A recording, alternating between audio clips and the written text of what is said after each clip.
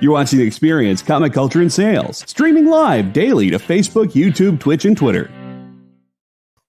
Bark. What's up, everybody? I got my new co-host here. I had a major, super stupid blunder. We were supposed to have Drew Edwards come on for the show, but I got the times mixed up. So now you guys are stuck with me and Mr. Bentley here for the next hour. And we're going to talk about all kinds of stuff. And we're also going to give a big push to Drew because of my error. So stick around. We got a great show for you guys.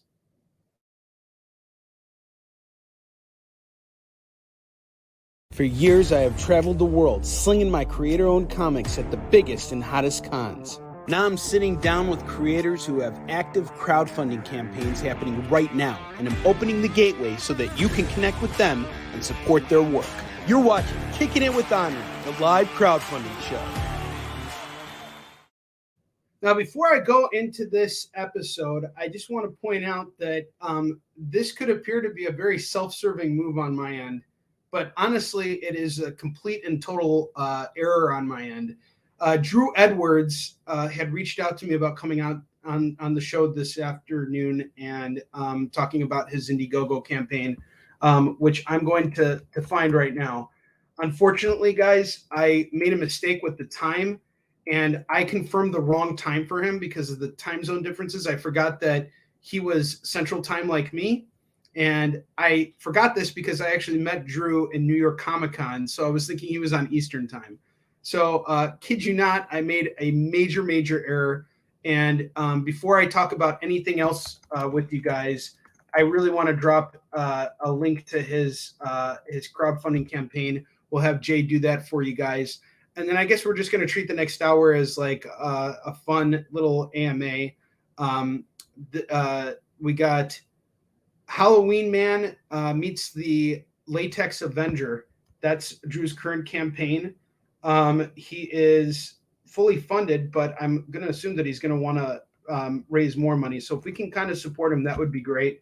Halloween Man is a great comic book series. We had Drew on our on our crowdfunding show back in Halloween. We actually had him on for Halloween, and his story as a creator is actually really inspiring. He's been through. Thank you for sharing that, Jay.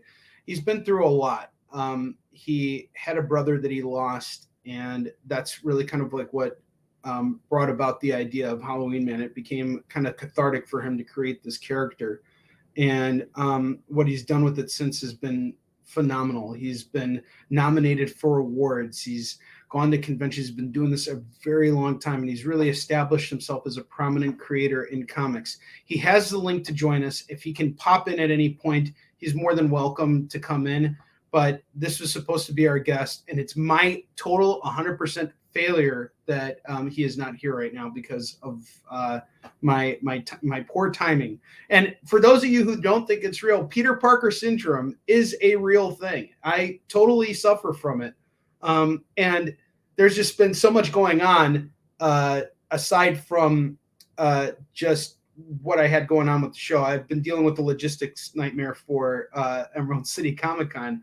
So you guys were, for those of you guys who follow me, I did an AMA on Wednesday, and what I've been doing recently, and for some reason people tune into it. They just watch me package up books for conventions, and I just start talking and doing weird stuff. But okay, so this is a mashup with Dan Price's Latex Avenger. Dan is also the co-writer and artist behind Bigfoot Knows Karate. So this is a mashup, and I think Drew wanted to get creators involved in this. He had big plans for tonight's show, and I totally derailed them. And this isn't the first time I did it either. So I'm overwhelmed with guilt right now. And he had asked me to do something really cool. And it just occurred to me just as I sat down to do this show that I messed up with the time. So this is totally 120% on me. And I owe him a favor or two. Probably when I'm in New York, if he tells me to go like break someone's kneecaps, I got to go and do it for him now. But yeah, guys, please check out the campaign. Give him some love. Give him, check out the link that that Jay put up there. just share this on your Facebook wall, whatever you guys can do. Let's help my man out. Let's help both these creators out, Dan Price and Drew Edwards. Let's help these guys out, and let's get it out there for them. And Chris, thank you very much for sharing the Eastern Shin Kickstarter, which honestly, I shouldn't be talking about it, but I kind of laid the trap now, so I guess I'm going to have to do it, and I'll find a way to make it up to Drew. We'll see what we can do. Maybe we can do something for his last night or something like that. We'll see. I feel absolutely terrible right now, and just to show you guys how terrible I feel about this, I'm actually going to go and support his campaign right now. That's going to be the first thing I do, and I just feel like it's the right thing to do. Help another creator out, help them get their projects made. And I'm going to do this right now. See if I can confirm my card. Yep, there we go. All right. There we go. I just put my zip code in. All right. I agree to the terms of payment. I agreed to the terms of destruction here. And my payment is being processed right now. And it is done. I have now backed Halloween Man Meets the Latex Avenger. I'm going to share this on Facebook while we're live right now, just to say something. And then maybe we can all come up with something to say together, to kind of make up for my lack of planning ability. Let's see here. We'll say, due to poor planning on my part. Oh wait, Drew is messaging me right now. Hang on. Okay, so he'll be. Yep, that works. All right, so Drew's going to join us in 20 minutes. So Drew's going to be here in 20 minutes. We'll have our guests, and in the meantime, I'll just kind of fill the airspace. But I'm still going to make this post because I did make this mistake. I'm going to say, due to poor planning on my part, today's guest is running late. It will be on a little later because he's not running late. We'll be on a little later. But in the meantime, I am supporting his awesome crowdfunding campaign. And I hope you will join me too. Sincerely, Onrie Kompan. I don't know if I need to put that down because it's already kind of up there. You know what the real problem was, guys? I got distracted because I was listening to, I was watching another episode of Sandman, and then I started listening to The Cure again, and that's what happened. What's up, cool gamer? I was listening to, The Cure, and it just started making me cry. Now it's like, show me, British people. The whole goth thing. But anyway, since you guys are here and we have some time right now, I will talk about what we got going on with the Eastern Shin campaign. Now, a load has been lifted off my shoulders. Let's see what Drew is saying. You are too kind. All right.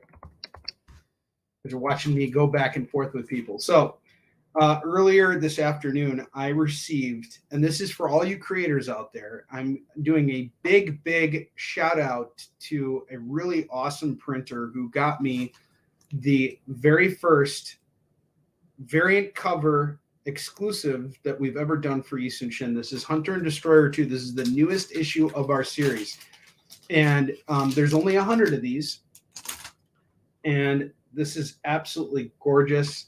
It is the latest issue of our series, and it just, these pages are popping. Just check out this spread here. Really excellent. I am just so happy with this. So we're going to be selling these over at Emerald City Comic Con. I do not expect that I will have any left, but they're going to be sold as a bundle set. So if you buy all, yes, Onrie is interviewing himself, Kyle, because Onrie accidentally gave his guest the wrong time. But our guest is awesome, and he's going to show up in about 20 minutes, maybe a little less now, probably like 15 minutes. So right now, Onrie's interviewing himself, and he's showcasing this really awesome book right here, Yisun Shin Hunter and Destroyer 2. And one other thing that I got to do was put together this really awesome memorial for David Anthony Kraft, who is my co-writer on the series, and he unfortunately passed away. So this is actually David Anthony Kraft's very last comic book that he ever worked on. And I'm really pleased with the way it turned out. I mean, just the way the pages pop, and I don't want to show you guys too much because it's gonna spoil the book for you. But this is a very riveting issue, and there's just so much that happens in it. And getting this exclusive, I mean, check out this exclusive. The cover is done by Dexter Wee, who is honestly a rising star in comics. And mark my words, this guy's going to be working on Batman or Superman or something. He's going to be doing something mainstream very soon. And I have a pretty good track record of ushering in some talent. So Giovanni Timpano, who was our original artist on Yisun Shin, he eventually went on to illustrate Batman. And now he's working for Activision, doing their Call of Duty character designs and working exclusively on their comics that are based off of the property. El Arnaclius, who has been on our series from Fallen Avenger 2 to Hunter and Destroyer 1, he works for Legendary Pictures now. He's now doing comics exclusively for them. Yes, I am broadcasting live from Chicago, Mark, and we have a guest coming on very soon, so stick around. We got some really great stuff coming on. You know, I have no doubt that Dexter is on his way next. If you guys just see what he has done on Warline on all the interior pages, Warline is a beast of a book. You guys are in for such a treat with that. I can't even begin to tell you. It's just going to be such a riveting, violent, in-your-face experience. The way Chuck describes Warline is you're going to need a break after you're done reading it. And so it's a very emotionally charged book. So I'm really looking forward to getting it out. But we're really kind of focused right now on the Yisun Shin Kickstarter. Now, I expect all of these books to sell when I'm at Emerald City Comic Con next week. But if I'm left by any chance with anything, like maybe 3 or 4 copies of it, I plan on putting it up on Kickstarter. So there is a chance, a very small chance, that you guys will have an opportunity to snag it. And, you know, again, that's another thing that's been kind of, you know, aside from planning this big major convention, which has had a lot of logistical difficulties behind it, the other challenge that I've had is getting everything together for Kickstarter, because my campaign is still not quite ready to go, and that's something I'm going to be focusing on this weekend. But another thing I've been learning how to do is letter, and I actually did a dummy letter of my first page today, which is not something I can show you because it has nudity in it. But you know, I've been working on Warlion now for quite some time, and I don't know if I have the skill set to letter the first issue. I certainly don't want to experiment with it, but I want to give a big shout out to Sean McCardle for taking the time to actually sit down with me and teach me the tricks of the trade. Because let me tell you guys, lettering is such an art unto itself. You know, every aspect of placement and even placement within balloons, it's just so much work. And there's just so much stuff that you have to consider.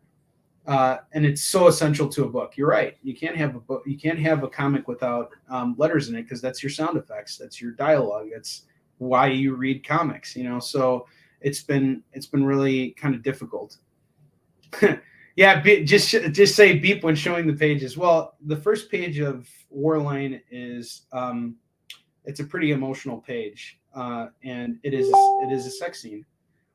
So okay, Drew's coming in now. All right.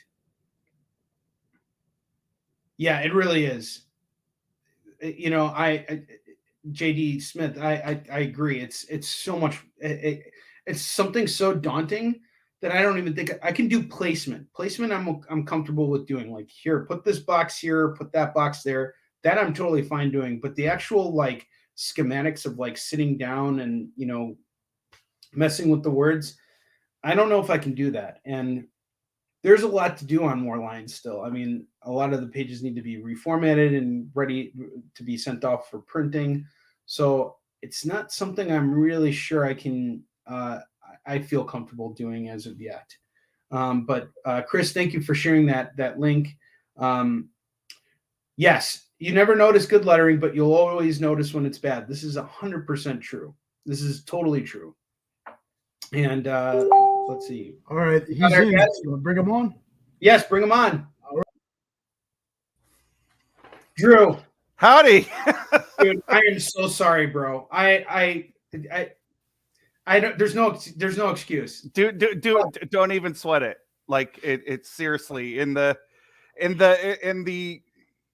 cosmos that has been my week. This is but a minor bump in the road. Know what I'm saying? So like, these things happen, time zones happen, it was just some confusion. You know why it happened? Because we met in New York. I forgot you were in Texas. I forgot you were in Central Time. And you even asked me, was it Central Time? But I didn't even bother to look at my phone and really confirm that. So this is on me, bro. I'm so sorry. But just so you know, I ain't sweating it. We're all good. We got it worked out. I'm here. I just had to make sure I was wearing a clean shirt. So excellent. And we made you, while we were waiting for you, I made you $40 richer. And Thank you. Yes, and I also shared your post and made sure everybody knew what was my blunders. But why don't you do us a favor, since you're here and there are people who have been waiting to meet you?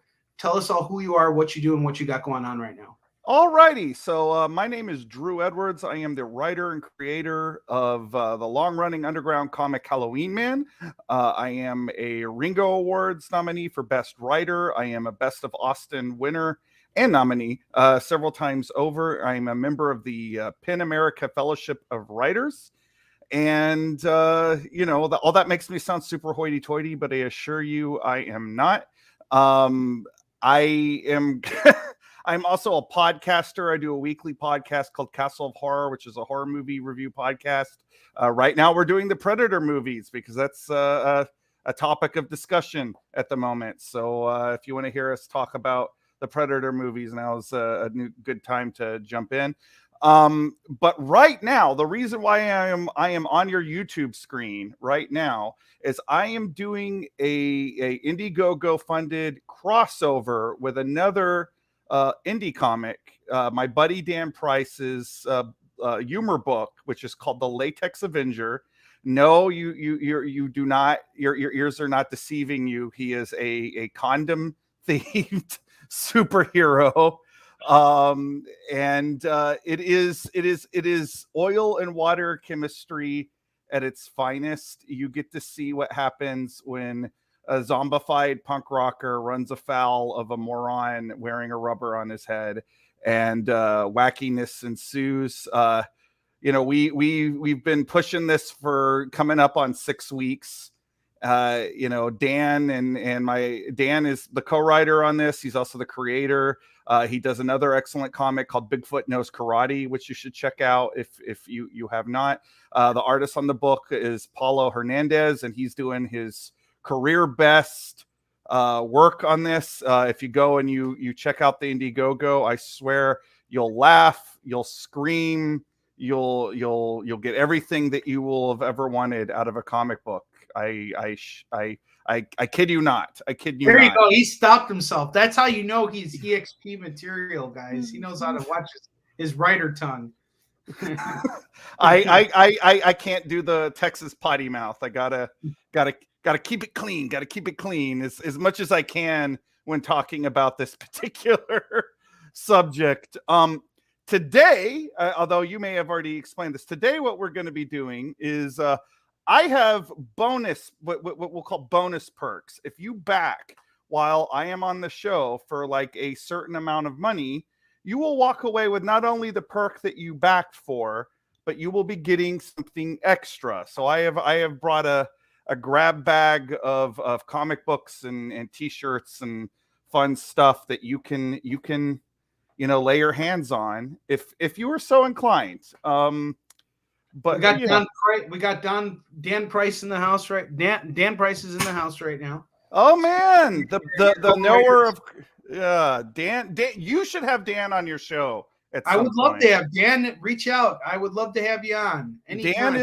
Dan is a funny son of a gun. He's become one of my best friends, and I've loved working on this book. A lot of people have asked why what it was like with the two of us working on a crossover like this. And it was the easiest collaboration I've ever had. We both had respect. I know that I didn't know the Latex Avenger characters as well as he did, and he knew that he didn't know the Halloween Man characters as well as I did. So what I did is I wrote a script.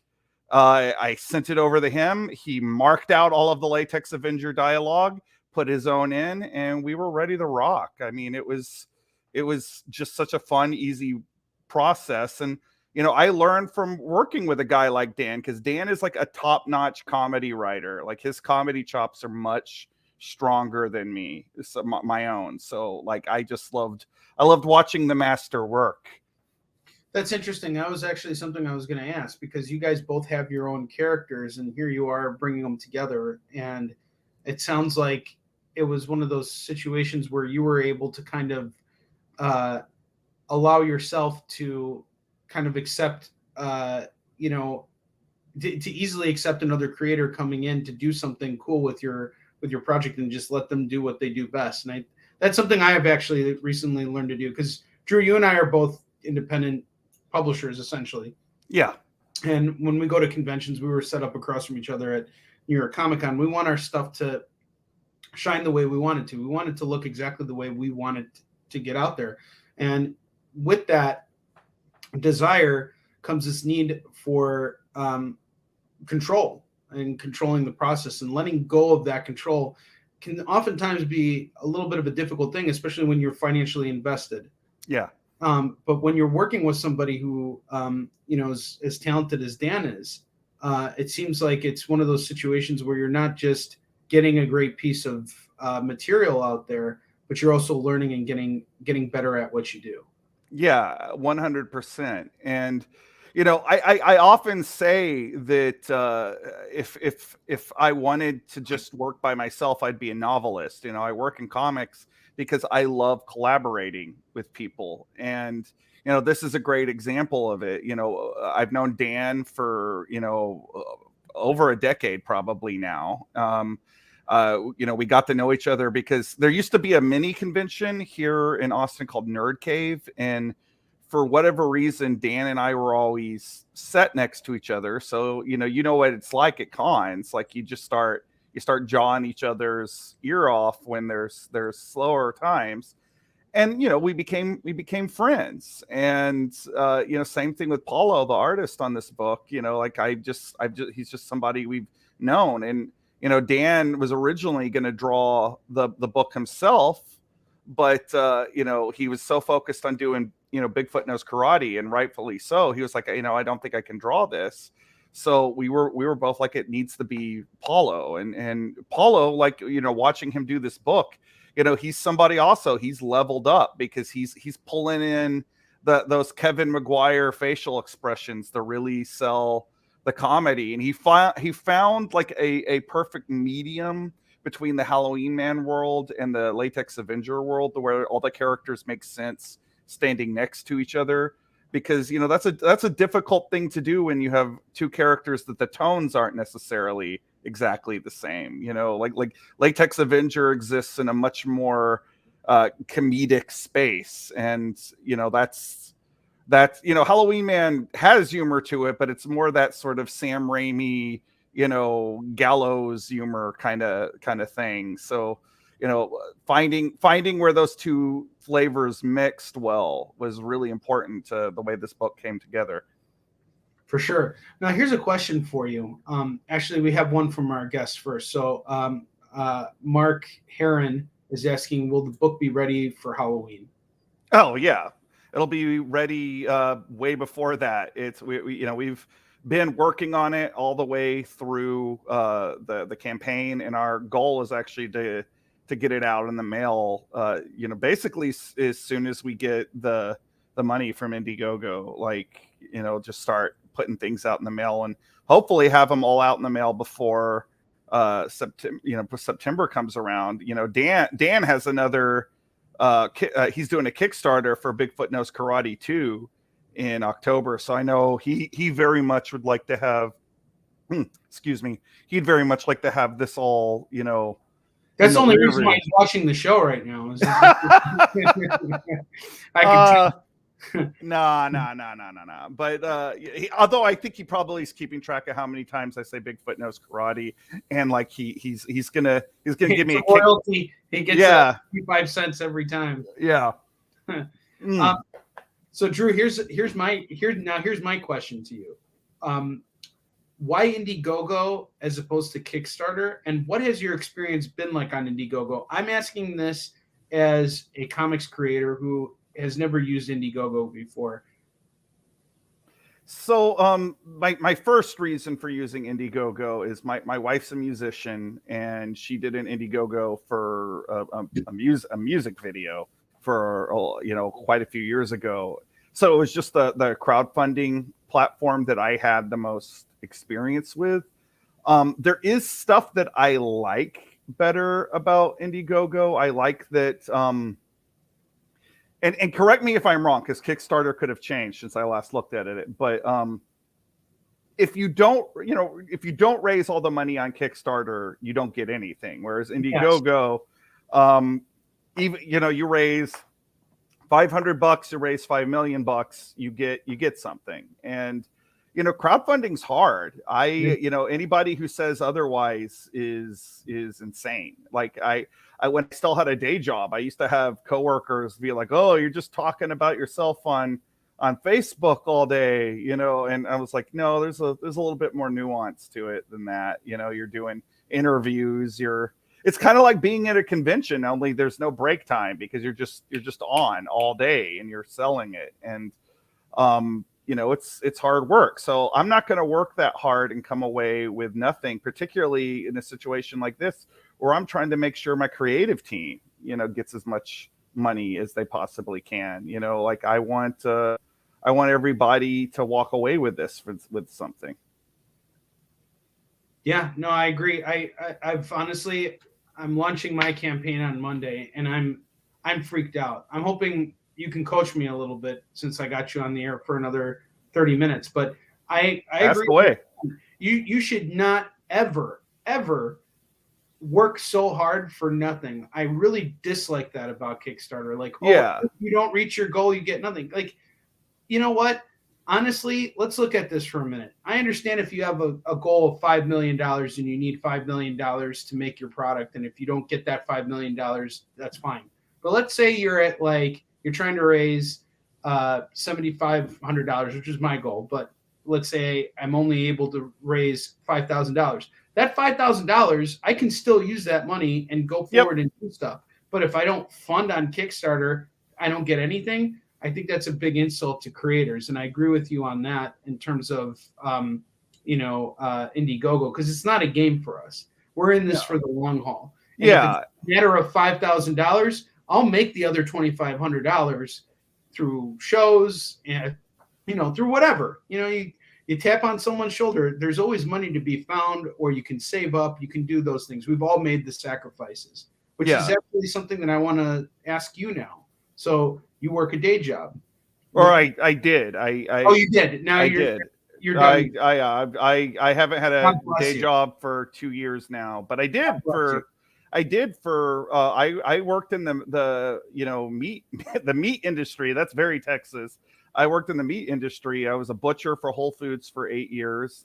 Then I worked for HEB, which is a grocery store chain here, doing the same thing for a little while. And then I was a sales rep for Boar's Head Deli Meats for a long time. So I just was neck deep in refrigerated environments and meat. And, I did that for a long, long time. And, I've been fortunate enough over the last few years that I've been able to put that chapter of my life behind me, and it's God bless you. Nice. It's hard though. It's still hard, you know. No, like it is. And I've been doing it for 12 years. But you know what really makes me happy about it, Drew, is knowing that you're a kindred spirit who's doing it too. It's like, because it's so rare to find people who can. And yeah, it's not easy. Of course, it's not easy. But the fact that there are people who are brave enough to do it, that's something that means so much to me. I'm glad you're out there doing it, and that you don't depend on a day job. That means you're doing something right. Yeah, there's definitely days where I sometimes it's like, man, like what am I doing with my time? But it's the moments like this where you're talking to somebody else who does comics and understands, those are what makes it worth it. And especially, I just did a convention in Dallas, and seeing people, that have come back to that same convention to see me over and over and over again is nice, and it reminds you of why you do it. So the sucky days, huh? The sucky days are further and fewer, are not outweighed by the great days. And the other thing too about that I was talking about earlier, I was recalling the last time I had you on, which was actually Halloween last year. Yep. I was recalling how the whole creation of Halloween Man was very cathartic for you because of the loss that you had. And when you can commit yourself to something that means so much to you personally, which is what I've done with all of my projects, in all honesty, I think that is magic, is when you can do that kind of thing, because so few people can. To truly be able to immerse yourself in something that you are passionate about, not on that grand scheme of comics, but that facet of what is interesting to you, what wakes you up in the morning. Because you seem like the kind of guy who doesn't get much sleep. I can tell. I see the pregnancy. I am a late. I stay up later than I should. And then often I wake up early in the morning, and it takes forever for me to go back to sleep. A trait I apparently share with my father. So I guess I'll thank him for that. But like once my brain gets going, it's kind of hard to shut it off. So like right now, like I'm needing to get back into writing on several of projects that I am working on at the moment. One of them is a Halloween Man project. The other one is something I can't talk about at the moment. But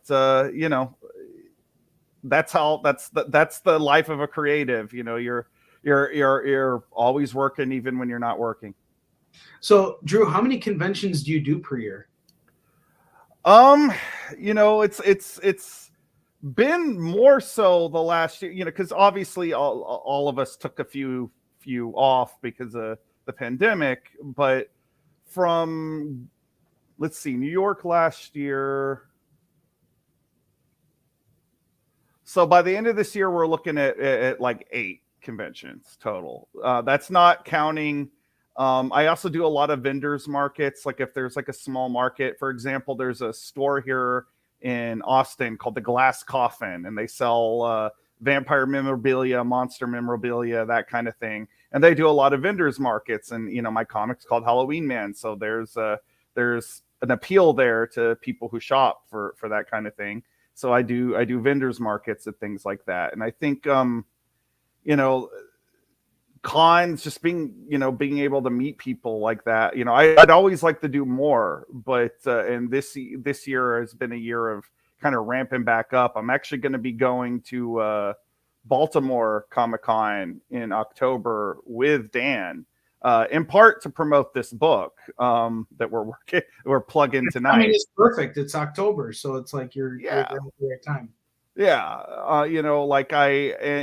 I think it'll be a good time with both of us there. Dan's got a big following that's going to come out to support Bigfoot Knows Karate, and I'm a Ringo nominee.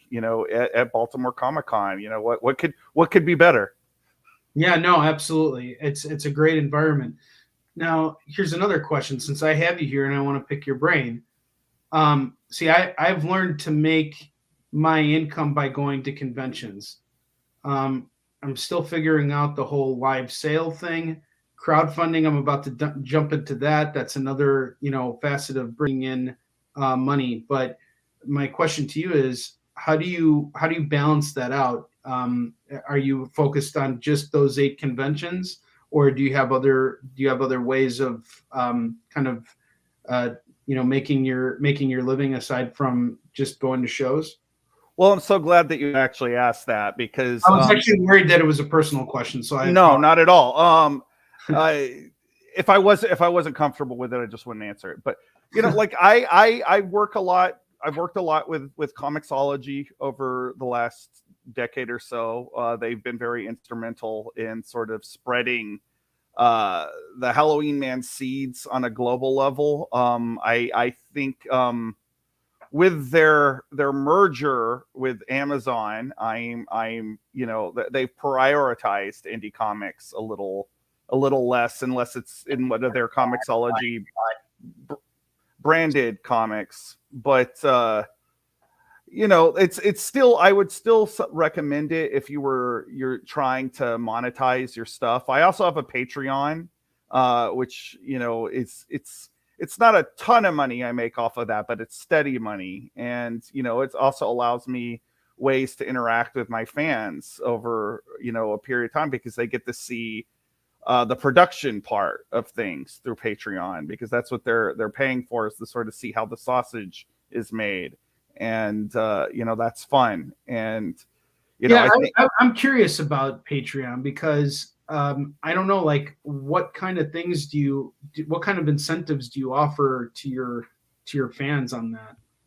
Well, we have a private Discord chat. I've also been offering that to our Indiegogo backers right now as well.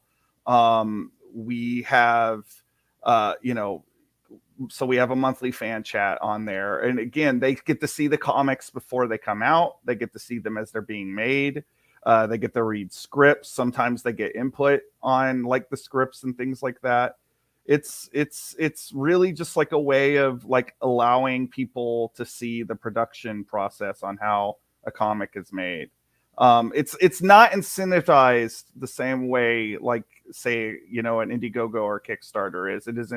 It isn't like, I'll give you this if you give me this. Like, there's tiers that people can sign up for, but and generally they get more if they put in more. But like, what you're really looking for with Patreon is trying to get a lot of people probably at the $5 to $10 mark, because that's about how much people have to dole out on a monthly basis. Like, I tend to make more money short term with a crowdfund versus like the Patreon. You kind of have to look at it as the long game. Think of it as like Facebook with the potential to make some money on it. And they both have their uses. They're both a way of bringing in income. And I think I've done an Indiegogo a year the last 5 years. Something I've been thinking about moving into 2023 is possibly doing, instead of just doing one a year, I may be doing 2 or 3 instead. Because like, it does seem like that's a larger chunk of money coming in, and the more money, the quicker you can make comics. And just today on the Discord chat, I had somebody ask me, hey, when is the new Halloween Man coming out? And like right now, because of some of the situations with Comixology, like I had to slow down a lot because of stuff that I'll possibly get into later. But it sounds like it's something big. You're really teasing us here. I'm superstitious. I am somebody that's had like a lot of false starts, and I tend to blab my mouth too much when I know exactly. I've done that. I've sabotaged myself this year multiple times. Yeah. So of which I speak. So I'm this time around, I'm just trying to like keep it cool, like tell, of course, now I'm telling, a whole bunch of people on the internet, but, like when the time is right, if it ever is right, I'm going to make some announcements, and, I'm making some moves, hopefully that'll be, I'll allow people to get their Halloween Man fix more often and in a better way. Well, Drew, I want to share something with you that one of my regulars posted here. He said, this is from Edward. He says, I absolutely love Halloween Man, so thank you for Halloween Man. Or I absolutely love Halloween, so thank you for Halloween Man. Your books make me smile even when I don't want to. And Edward, if I'm not mistaken, I think you may have even purchased Halloween Man for me when I sold it a couple weeks ago. I sold a copy of your first trade. Awesome. And it may very well have been Edward. So, and you've got a lot of content for Halloween. I do. 22 years. Yeah. 22 years you've been working on it? 22 years. Started out as a web comic. It's been through a lot of different, it's mutated a lot. Yes, he certainly did. Yeah. So he bought it from my online, from my virtual sales shows. And he's obviously a fan. So this is great. Well, so that does my heart good. Yeah. Edward, what does it feel like meeting the legend himself? Like, Legend in his own mind. Well, it's funny because I was at C2E2 last weekend, and I was next to another creator, and then we were around a legend in the field, and he had a very poor experience with that legend, and it's that whole thing of like never meet your heroes kind of a thing. But I often find that the majority of people that I've met in comics that I've looked up to, like Stan Lee, for example, who's, was always my greatest hero, and he totally lived up to that. Not a lot of people do. And there are some people in comics you really admire, but then you see who they are, and it's just not the same thing. But, you are one of those people who I know cares a lot about his fans, and everything you're doing is for the fans, essentially, every waking hour of your day. So he says, 100%. It's amazing. I never got to tell Stanley in person what his books meant to me growing up. So it's awesome to be able to say thanks for one of my favorites, Halloween Man. That's awesome. Thank you very much. Man, like I'm fighting off. I'm gonna lose my Texas machismo right here. All that talking about like being a butcher and everything. It's gonna be right out the window. Like when you see me tear up right here live on YouTube. Man, that means a lot to me. Like that's why we do it, you tell stories because you want to make something that touches people. Like a good buddy of mine, Jeremy Martinez, like he was talking about the nature of creating art the other day. And he says he feels like too many people are focused on whether they will be remembered 100 years from now. And he says, like, the real thing is knowing that you've touched somebody right now while you're alive. And that's what matters to me. And I think that's sound advice. And, it's something I taking the heart, and this moment's a good example of that. You are 100% right. Like, here's a great example of this. Not everything is meant to be remembered 100 years from now. Yeah. I think that the day old age of classics is kind of taken on a different form. But when you can remember a movie from your childhood, like I did last week while I was, hanging out with a bunch of friends, I remembered Men at Work with Charlie Sheen and Emilio Estevez. You remember that movie? Oh yeah. And Keith David was in there, and I was remembering him because of Keith David. He was a total badass, by the way, especially in that movie, because he just constantly arrests he strips cops and he handcuffs them to merry-go-rounds and other, he puts them in very uncomfortable positions. And, is it a classic movie? Yeah, it's a classic movie, but does everybody know about Men at Work? How many people who are watching the show right now know about Men at Work? How about people who were born in the 90s? No one knows about it. But yeah, see, Jay's saying it's a good movie. But is it a classic? Is it going to be remembered 100 or 1,000 years from now? No, but we can all sit here and remember that it was a good movie, and it may have, touched someone, may have touched someone deep down in here.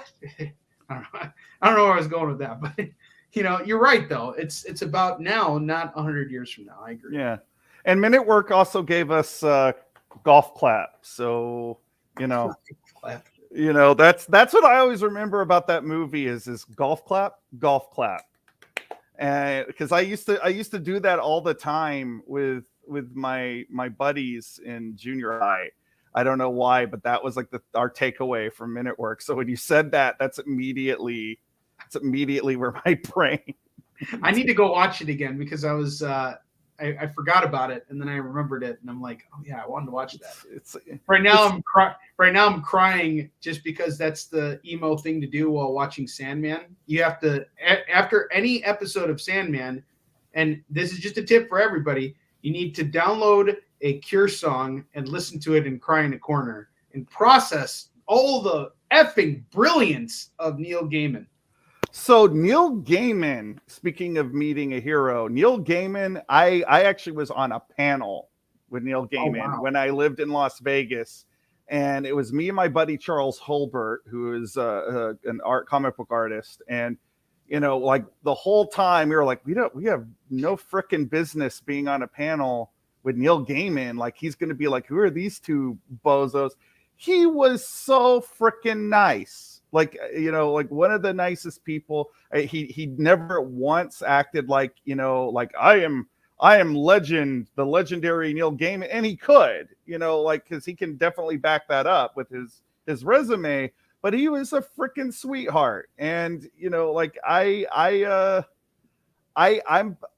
That's one of the better experiences I think I have. It's like you talk about like don't meet your idols. Neil Gaiman was a classy guy, like like a class act 100% of the way, and I will always remember that. Because he could have been a massive dick, and he was not. So. And I'll tell you right now, there are a lot of creators who are. I remember one creator whose name shall go unmentioned, but I had to interview him, and he's a big DC writer, and he gave me one word. I spent all week reading his work, getting ready to ask him questions.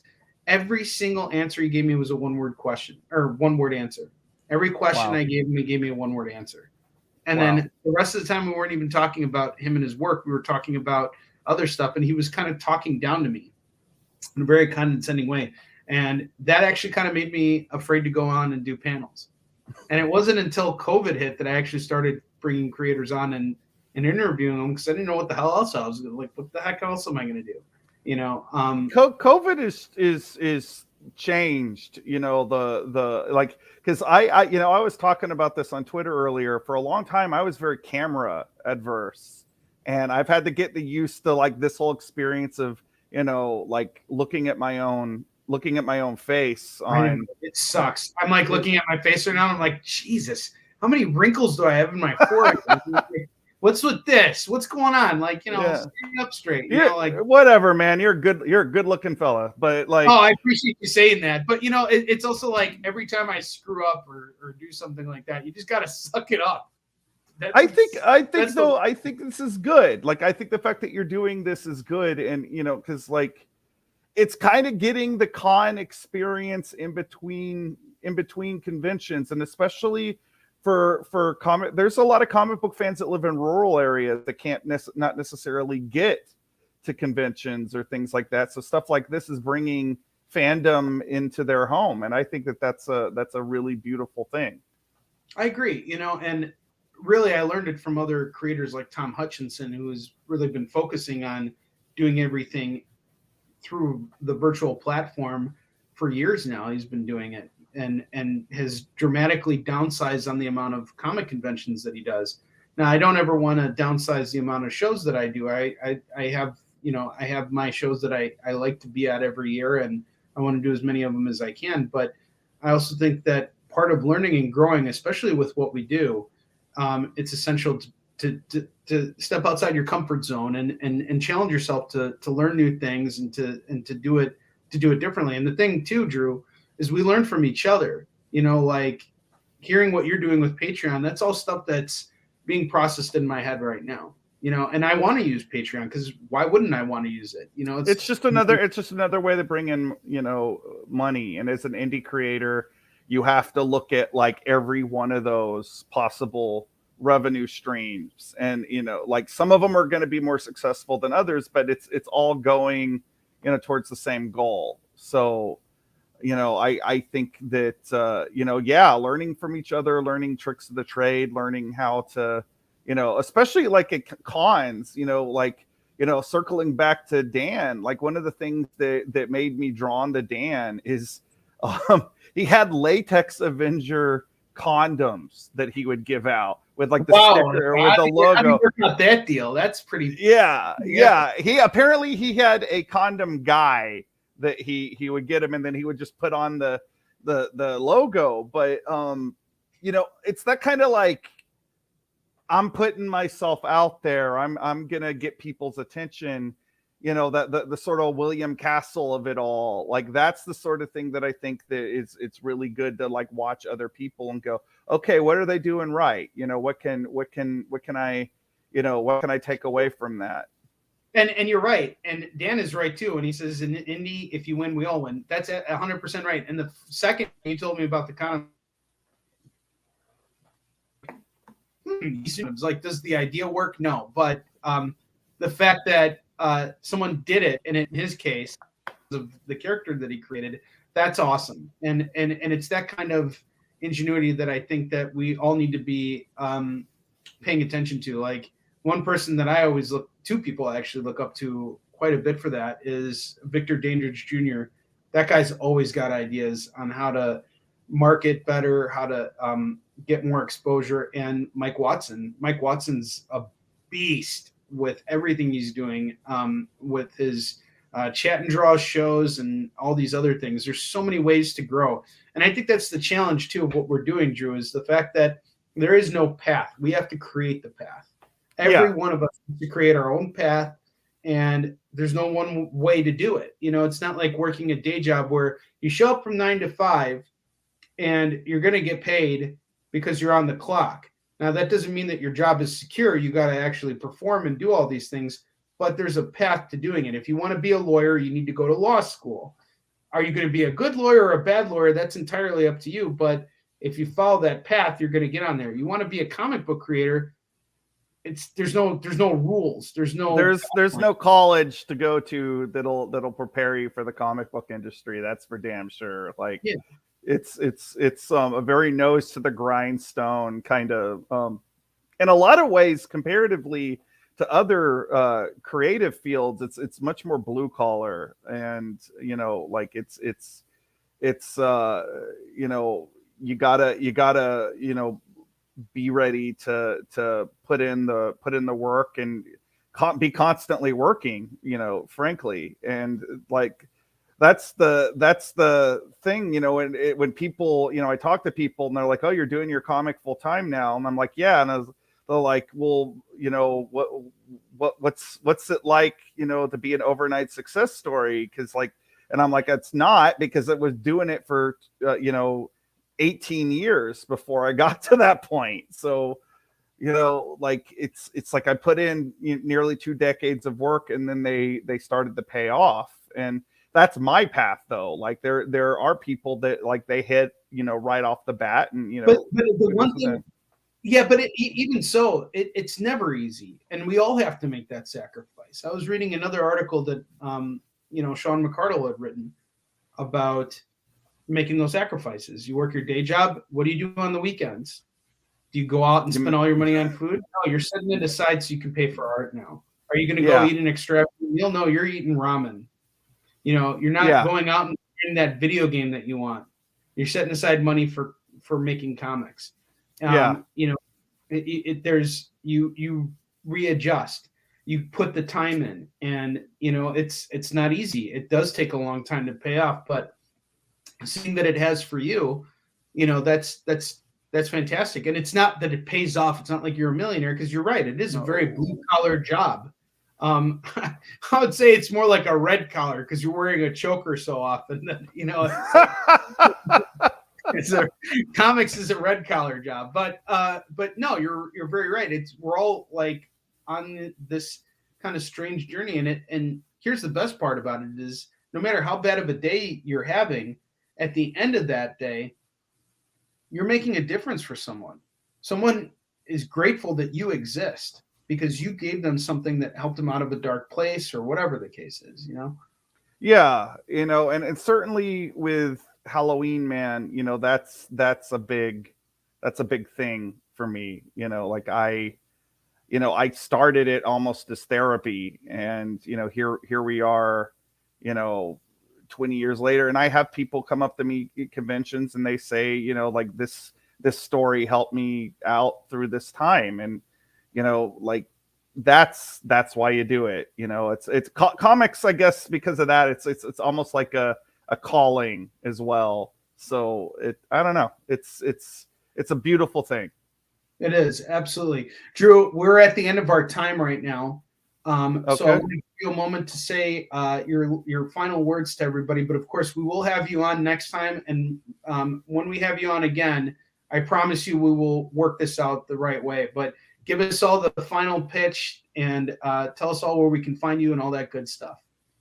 So right now, I want you to all go to Indiegogo. I want you to look up Halloween Man meets the Latex Avenger, and I want you to back it. We only have a few days left. If you like any of the stuff that I've talked about at all, you know, this will definitely hit on it. We have all kinds of cool perks. And again, we have less than a week now, so we're really in crunch time for this. Also, you can find me on Twitter. It's Halloween Man Com, all lowercase, all one word, or on Instagram, that's Drew_Halloween. Or if you want to follow me on Facebook, you just type in HalloweenMan.com. That takes you right to the Halloween Man Facebook group. As I said, right now, you become a backer, you do get access to our private Halloween Man Discord chat. We got a fun community developing on there. Please, you know, we really need backers. Every fan counts. I see somebody has shared the link. I truly appreciate that's Jay. So Jay, thank you for doing that. Thank you. And yeah. We do need to get going because we have another show starting in just a minute. But before we leave, I just want to read you the last comment. This is to send you off on your way to a path to victory. And Edward said, I read it as therapy. The Adventures of Halloween Man have got me through a lot of dark days. That's why I was happy to say thank you. So thank you, Edward. And thank you, Drew, for coming on the show. I appreciate it so much. Everyone, thank you. Have a great weekend, everyone. And Drew, best of luck to you. You're going to do great. And I'll see you soon, my friend. See you soon. Bye. Join the party. Head over to our Linktree to find all the links for everywhere the experience is all the time.